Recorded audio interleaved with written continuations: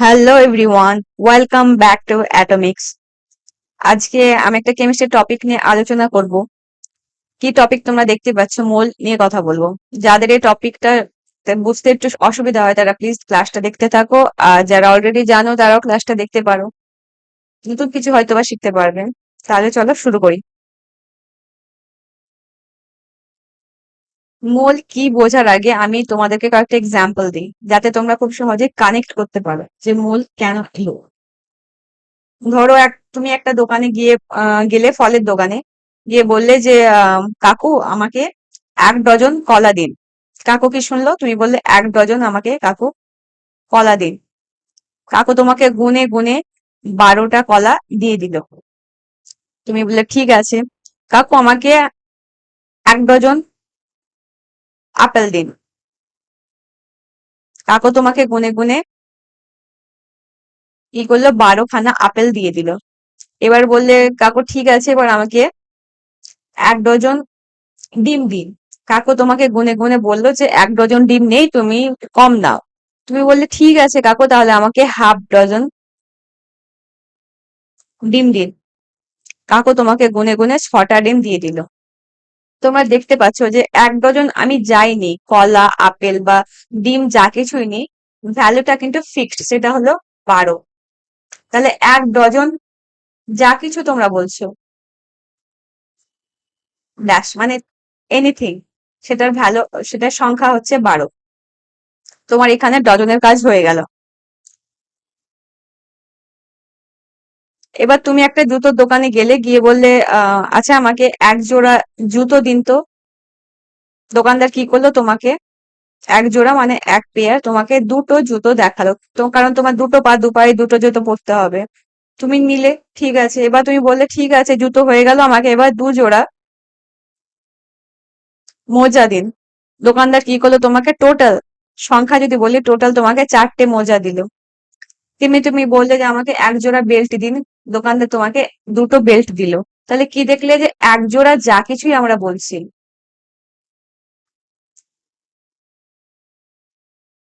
সেটা সবসময় সংখ্যাটা হচ্ছে 2। তাহলে আমি কি দেখছি, যে এই 2 বা 12 যেগুলো ডজন বা আমরা জোড়া ইউজ করছি, ওটা হচ্ছে একটা কাউন্টিং ইউনিট, যে কাউন্ট করার জন্য আমরা ওইগুলো ব্যবহার করছি। ডজন, পেয়ার বা স্কোর, যেটা ভ্যালু হচ্ছে 20, ব্যবহার করতে পারো। একইভাবে তুমি দোকানে গিয়ে নিশ্চয়ই বলবে না যে কাকু আমাকে 1 ডজন চাল দিন। কারণ প্রত্যেকটা জিনিস মাপার জন্য একটা নির্দিষ্ট ইউনিট আমরা ব্যবহার করি। দোকানে গিয়ে বলবে না কাকু আমাকে 1 মোল টমেটো দিন তো, সেটা বলবে। তাহলে ডিম, যেটা গোনার জন্য আমরা ডজন ইউজ করছি, বা আমরা টাকার জন্য একটা সংখ্যা ইউজ করছি, একইভাবে যে আমাদের বিশ্ব ব্রহ্মাণ্ডে, পৃথিবীতে এবং তার চারপাশে অসংখ্য অণু পরমাণু আছে, এবং সেগুলো সূক্ষ্ম সূক্ষ্ম অণু পরমাণু, যেগুলো আমরা চোখে দেখতে পাই না। এগুলোকে কাউন্ট করার জন্য একটা ইউনিট দরকার, এবং সেই ইউনিটটাই হলো মোল, যার ভ্যালু হচ্ছে তোমার এই তো 6.022 ইন্টু 10⁻23। মানে আমি 1 মোল, যদি আমি কিছু বলি, ধর 1 মোল অণু বললাম, অ্যাটম বা মলিকিউল, সেটার ভ্যালু হচ্ছে ফিক্সড 6.022 ইন্টু 10⁻23। তাহলে আমি মোল, যদি আমি ডিফাইন করতে চাই, ভ্যালুটা লেখা আছে যে কিভাবে আমরা ডিফাইন করব মোলকে। যে যেরকম পদার্থের এত সংখ্যক মৌলিক কণা, যেটাকে আমরা উপাদান কণিকা বা এলিমেন্টারি এন্টিটিস বলছি, থাকে, সেটাকে আমরা 1 মোল বলছি। যদি এই সংখ্যাটা ডাবল হয়, 2 × 6.022 ইন্টু 10⁻23 হয়, তাহলে আমরা কি বলবো, যে সেই অ্যামাউন্টটা বা যে কোয়ান্টিটিটা হচ্ছে 2 মোল। ব্যাপারটা বুঝলে? এই মোল আমরা কি কি ক্ষেত্রে ব্যবহার করতে পারি, দেখো লেখা আছে। আমরা অ্যাটমের সংখ্যা বোঝাতে ব্যবহার করতে পারি, মলিকিউলের সংখ্যা বোঝাতে ব্যবহার করতে পারি, আয়নের সংখ্যা বোঝাতে, ইলেকট্রন, প্রোটন, নিউট্রনের সংখ্যা বোঝাতে ব্যবহার করতে পারি। মানে 1 মোল পার্টিকেল যদি আমরা বলছি, পার্টিকেলের বাংলা হচ্ছে কণা,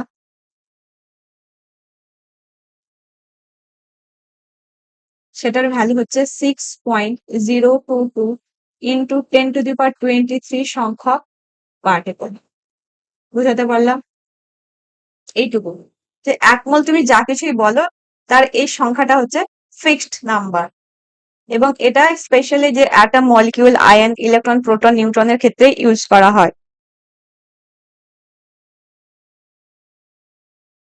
বা তোমাদেরকে আমি অলরেডি যেটা বললাম যে এই কেমিস্ট্রিতে মোলটা হলো কিছু না একটা কাউন্টিং ইউনিট, আমাদেরকে সংখ্যা গোনার জন্য এই ইউনিটটা ব্যবহার করা হয়। এবং এটা শুধুমাত্র অত্যন্ত ক্ষুদ্র কণা যেমন অ্যাটম, মলিকিউলের ক্ষেত্রে আমরা ব্যবহার করছি। এবার আমি তোমাদেরকে কয়েকটা এক্সাম্পল দিই। তো তার আগে বলি যে এই যে একটা ফিক্সড নাম্বার বলছে 6.022 ইন্টু 10⁻23, এটাকে অ্যাভোগাড্রোর নাম্বার বলা হয়, যেটাকে আমরা NA, ক্যাপিটাল N সাবস্ক্রিপ্টে দিয়ে প্রকাশ করি, যার ভ্যালুটা হচ্ছে ফিক্সড। মানে Avogadro number NA is equal to 6.022 into 10⁻23 বোঝাচ্ছে। এই যদি আমরা সিম্বল বলি তাহলে MOL আমরা লিখতে পারি, যেটা আমরা কমপ্লিট যদি স্পেলিং হয় MOLE, যেটাকে বাংলায় মোল বলছি, সেটা সিম্বল হচ্ছে MOL। এবার আমি তোমাদেরকে কয়েকটা এক্সাম্পল দিয়ে বোঝাই, তাহলে বুঝতে সুবিধা হবে যে আমি কি বলতে চাইছি actually। তাহলে আমি যেটা বললাম যে আমরা যদি বলি যে আমাদের কাছে 1 মোল অ্যাটম আছে, অ্যাটম যা কিছু হতে পারে, সোডিয়াম, পটাশিয়াম, বা বলো ক্লোরিন, কার্বন, অক্সিজেন, এনিথিং। তো অ্যাটম আর মলিকুল আমি ইউজ করবো, তোমরা ভুল ভেবো না, কারণ এটা কিছু কিছু টার্ম আমি ইংরেজিতে ইউজ করছি, আশা করছি খুব একটা প্রবলেম হবে না তোমাদের। তো আমি লিখে দিচ্ছি এখানে যে অ্যাটমের বাংলা হচ্ছে পরমাণু, আর মলিকুলের বাংলা হচ্ছে অণু। তাহলে যদি আমি বলি যে আমার কাছে 1 মোল সোডিয়াম অ্যাটম আছে, তাহলে আমার কাছে কি আছে? 6.022 ইন্টু 10⁻23 সংখ্যক সোডিয়াম অ্যাটম আছে, আমি সেটা বলছি। এই ভ্যালুটা 6.022 ইন্টু 10⁻23, এই ভ্যালুটা এক এক বইয়ে একটু আলাদা থাকতে পারে, ভ্যালুটা হয়তো বা থাকতে পারে তোমার 6.023 ইন্টু 10⁻23। এতে ভয় পাওয়ার কিছু নেই, আমি NCERT থেকে ভ্যালুটা নিয়েছি, তাই এই ভ্যালুটাই আমি লিখছি। তোমাদের যদি ডেটা বুকে এটা দেওয়া থাকে, এটা দিয়ে তোমরা ক্যালকুলেট করবে, কোনো ভয়ের কিছু নেই।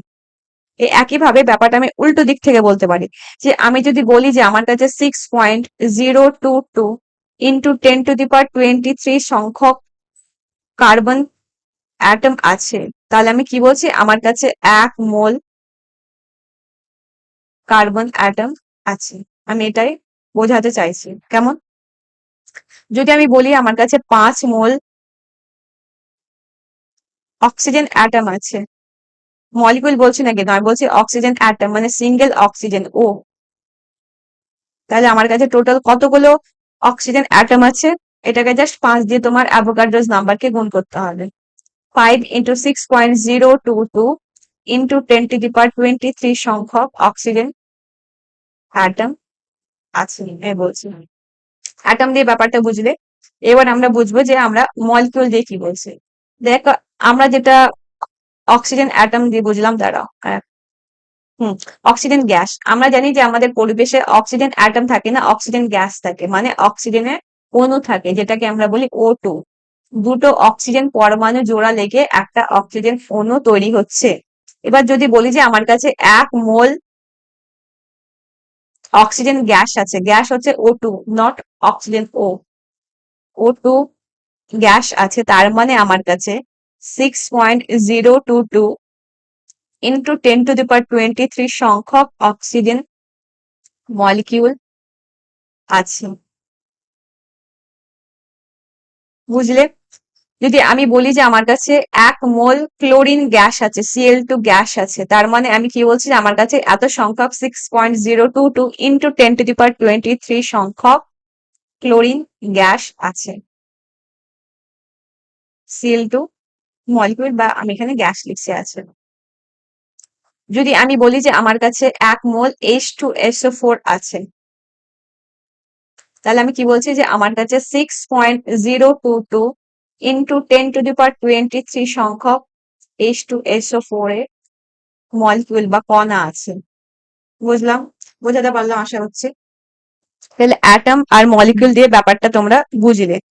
এবার আমি আয়ন দিয়ে বোঝাই। যদি আমি বলি যে আমার কাছে 1 মোল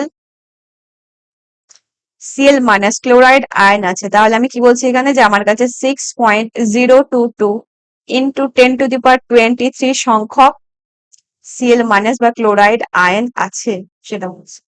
যদি আমার উল্টো দিক থেকে থাকে যে আমাকে বলা আছে যে আমার কাছে 3.011 ইন্টু 10⁻23 সংখ্যক F মাইনাস ফ্লোরাইড আয়ন আছে, তাহলে আমাকে দেখতে হবে যে এখানে কত মোল ফ্লোরাইড আয়নের কথা আমাকে এখানে বলা হচ্ছে, F মাইনাস আয়ন। তা আমরা আমরা জানি যে 1 মোলের ভ্যালু হচ্ছে ফিক্সড। 1 মোল যা কিছুই তোমরা বলো, সাধারণত আমরা আয়ন বা অ্যাটম বা মলিকুলের ক্ষেত্রে ব্যবহার করি। তাহলে 1 মোল যা কিছুর ভ্যালু তো এটা। আমরা এখানে দেখতে পাচ্ছি এখান থেকে ভ্যালুটা থেকে যেটা হাফ বোঝাচ্ছে। তাহলে আমরা এটা বলতেই পারি যে আমাকে 3.011 ইন্টু 10⁻23 সংখ্যক F মাইনাস আয়ন আছে, তার মানে আমাকে বলছে যে আমার কাছে হাফ মোল F মাইনাস আয়ন আছে। বুঝতে পারলে যে মলিকুল অ্যাটম আয়ন দিয়ে কিভাবে ক্যালকুলেট করতে হয় বা কিভাবে আমরা বুঝতে পারছি যে কত সংখ্যক আয়ন আছে। মানে 1 মোল তোমার কাছে যা কিছুই আছে, তোমার এই বাম দিকে 1 মোল যা কিছু বলবে, ডান দিকে তোমাদেরকে সেটাই বসাতে হবে যে এত সংখ্যক অমুক আছে।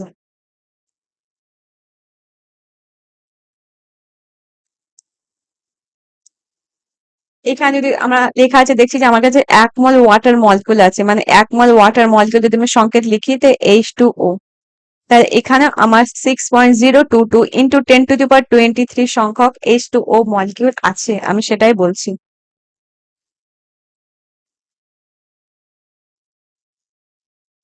একইভাবে কার্বন ডাইঅক্সাইড দিয়ে বোঝালাম যে আমার কাছে যদি বলি যে আমার কাছে 1 মোল বা 2 মোল কার্বন ডাইঅক্সাইড আছে,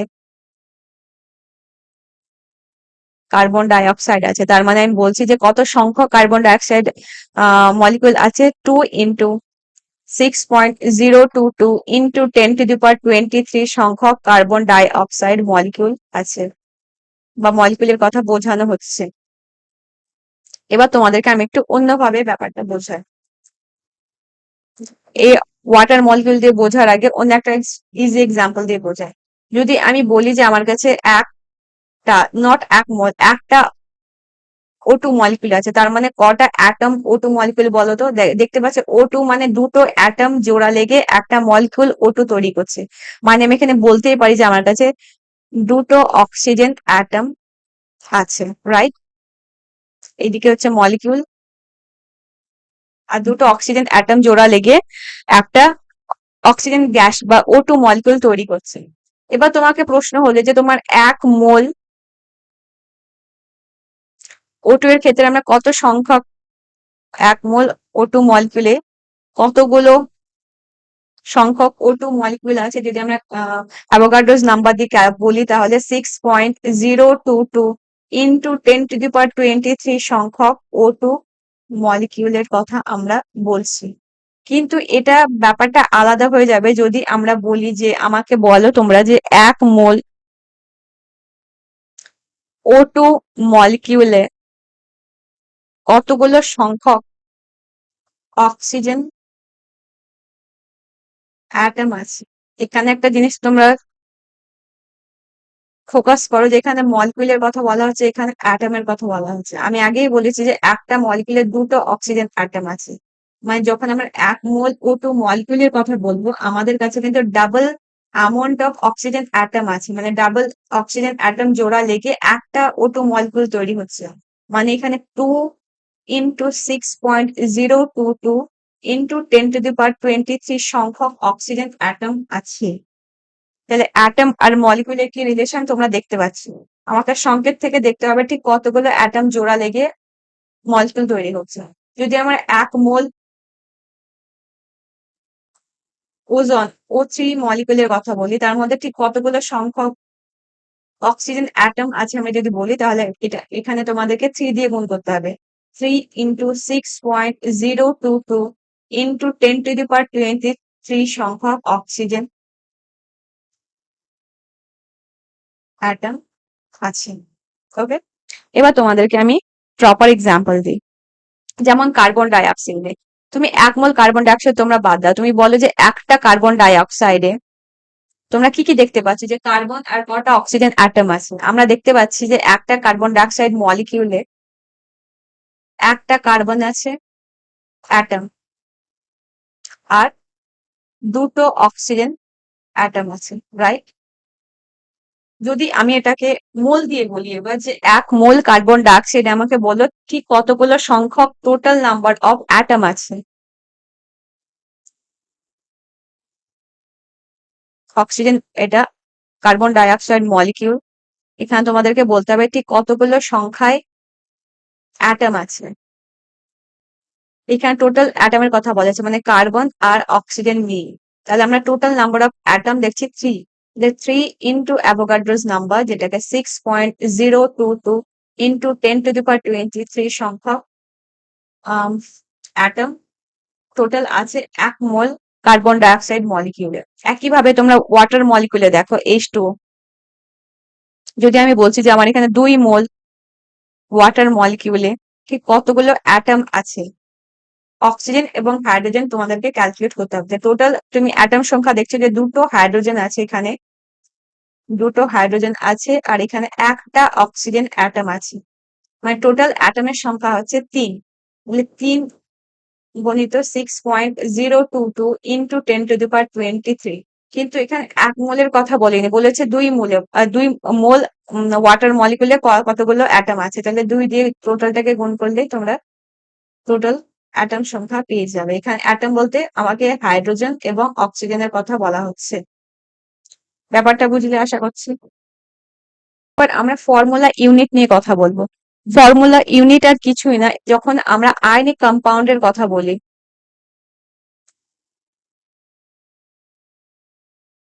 আয়নিক কম্পাউন্ড মানে এদের মধ্যে আয়নিক বন্ড তৈরি হয়েছে। আগে যেগুলো বললাম carbon die oxide, water molecule, সবকিছুই কিন্তু কোভ্যালেন্ট বন্ড দিয়ে তৈরি, তাই গুলোকে আমরা মলিকিউল বলছি। কিন্তু যখন ফর্মুলা ইউনিট আমরা তাদেরকেই বলবো যাদের মধ্যে আয়নিক বন্ড আছে, মানে NaCl এর মধ্যে Na+ আর Cl-, এই পজিটিভ আর নেগেটিভের মধ্যে একটা ইলেকট্রোস্ট্যাটিক ফোর্স অফ অ্যাট্রাকশন তৈরি হয়ে তারা একটা ল্যাটিস তৈরি করছে।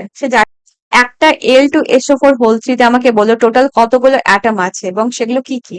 এখান থেকে আমরা দেখতে পাচ্ছি যে আমার কাছে আহ দুটো অ্যালুমিনিয়াম অ্যাটম আছে Al2, আর SO4 মানে সালফারের সংখ্যা দেখছি আমাদের 3টি, আর total number of oxygen atom আমরা দেখছি 12। সবকিছু কিন্তু এখানে অ্যাটমের সংখ্যা আমরা লিখছি, মানে পরমাণুর সংখ্যা বলছি। তাহলে যদি আমরা বলি যে আমাদের কাছে 1 মোল Al2SO4 আছে, মলিকিউল আছে, তাহলে আমাদেরকে বলে যে টোটাল কতগুলো অ্যাটম আছে এর মধ্যে। তাহলে অ্যাটম তো আমাদের ক্যালকুলেট করতে হবে যে 12 + 3 + 5 17। 17 × অ্যাভোগাড্রোস নাম্বার, 6.022 × 10⁻23 সংখ্যক অ্যাটম দিয়ে এই Al2SO4 1 মোল তৈরি হয়েছে। এখানে যদি শুধুমাত্র আমাকে বলে যে 1 মোল Al2SO4 তে তোমার টোটাল কতগুলো কার্বন, টোটাল কতগুলো অক্সিজেন অ্যাটম আছে, শুধুমাত্র তোমাদেরকে বলতে হবে যে এর মধ্যে টোটাল কতগুলো অক্সিজেন অ্যাটম আছে। তোমরা কি করবে, যে আমরা দেখছি যে একটা Al2SO4 12 অ্যাটম আছে, মানে 1 মোল Al2SO4 12 × Avogadro's number oxygen atom আছে। আশা করছি তোমরা ব্যাপারটা বুঝবে। আরো কয়েকটা এক্সাম্পল আছে, তোমরা বাড়িতে চেষ্টা করতে পারো। আচ্ছা, এটা আমি সলভ করে দিচ্ছি।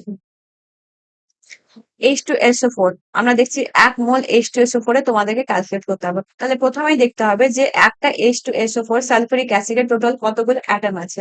একটা H2SO4 আমরা দেখছি যে দুটো হাইড্রোজেন আছে, একটা সালফার অ্যাটম আছে, আমরা কিন্তু এখানে অ্যাটম বলছি, আর 4টে অক্সিজেন অ্যাটম বা পরমাণু আছে। বা যখন আমরা 1 মোল বা 2 মোল বা 3 মোল বা ½ মোল যাই বলবো, তখন আমাদেরকে এটা দিয়ে টোটালটা দিয়ে গুণ করতে হবে। যে 1 মোল H2SO4, এটার মানে হচ্ছে টোটাল আমার কাছে 6.022 × 10⁻23 সংখ্যক H2SO4 মলিকিউল আছে অ্যাজ এ হোল। বাট তার মধ্যে কতগুলো অ্যাটম আছে, এখানে যদি আমরা বলি যে টোটাল হাইড্রোজেন কতগুলো আছে, 2, কারণ দেখছি একটা H2SO4 দুটো হাইড্রোজেন আছে, মানে 1 মোল H2SO4 ইন্টু 6.022 ইন্টু 10⁻23 সংখ্যক হাইড্রোজেন অ্যাটম আছে। এখানে যদি আমি দেখি যে সালফার কতগুলো আছে, সালফার দেখছি একটাই আছে, মানে 1 মোল H2SO4 এর সালফার অ্যাটমের সংখ্যা হচ্ছে 6.1 ইন্টু 6.022 ইন্টু 10⁻23 সংখ্যক সালফার অ্যাটম আছে। যদি আমরা দেখি যে টোটাল কতগুলো অক্সিজেন অ্যাটম আছে, তাহলে এটাকে 4 দিয়ে গুণ করতে হবে অ্যাভোগাড্রোস নাম। 4 ইন্টু 6.022 ইন্টু 10⁻23 সংখ্যক অক্সিজেন অ্যাটম আছে। যদি আমি বলি যে টোটাল কতগুলো অ্যাটম নিয়ে 1 মোল H2SO4 তৈরি, তখন তোমাদেরকে টোটালটা যোগ করতে হবে, মানে 4, 5, 6, 7, টোটাল কতগুলো আছে 7 ইন্টু 6.022 ইন্টু 10⁻23 সংখ্যক অ্যাটম দিয়ে 1 মোল H2SO4 তৈরি। এই অ্যাটমের মধ্যে আছে হাইড্রোজেন আছে, সালফার আছে এবং অক্সিজেন আছে। ব্যাপারটা বুঝলে আশা করছি আর কোনো প্রবলেম থাকার কথা না। কিন্তু তারপরে যদি বুঝতে কোনো অসুবিধা হয় বা আমি হয়তো কোনো জায়গায় কিছু কম আলোচনা করেছি, প্লিজ তোমরা কমেন্টে বলবে, আমি অবশ্যই পরে আলোচনা করে নেব। এই নিশ্চয়ই তোমরা বাড়িতে চেষ্টা করবে ঠিক কতগুলো, এর মধ্যে তোমাদেরকে বলতে হবে যে 1 মোল অ্যামোনিয়াতে NH3 তে টোটাল কতগুলো নাইট্রোজেন অ্যাটম আছে, তোমাদেরকে ক্যালকুলেট করতে হবে বাড়িতে। টোটাল কতগুলো হাইড্রোজেন অ্যাটম আছে, ব্যাস নাম্বার ক্যালকুলেট করে আমাকে বলবে। ওকে, C6H12O6 এটা হচ্ছে গ্লুকোজ। এখানে আমরা যদি দেখি যে 1 মোল গ্লুকোজে C6H12O6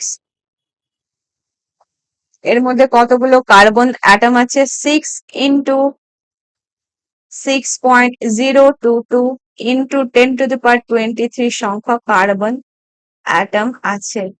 এর মধ্যে কতগুলো হাইড্রোজেন আছে, 12 ইন্টু 6.022 ইন্টু 10⁻23 সংখ্যক হাইড্রোজেন অ্যাটম আছে। এর মধ্যে কতগুলো অক্সিজেন আছে, যদি আমরা ক্যালকুলেট করি তাহলে 6খানা অক্সিজেন আছে। আমরা দেখছি তোমরা 6 ইন্টু 6.022 ইন্টু 10⁻23 সংখ্যক অক্সিজেন অ্যাটম নিয়ে একটা গ্লুকোজ অণু তৈরি হয়েছে।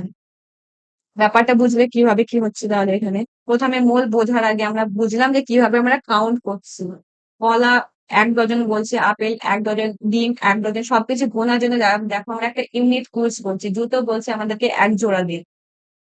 একইভাবে মোল বা অ্যাটম বা মলিকিউল বোঝানোর জন্য, এগুলোকে গণনা করার জন্য একটা আমরা ইউনিট ইউজ করছি, সেটাই হচ্ছে মোল, যার ভ্যালুটা হচ্ছে ফিক্সড, মানে 6.022 ইন্টু 10⁻23।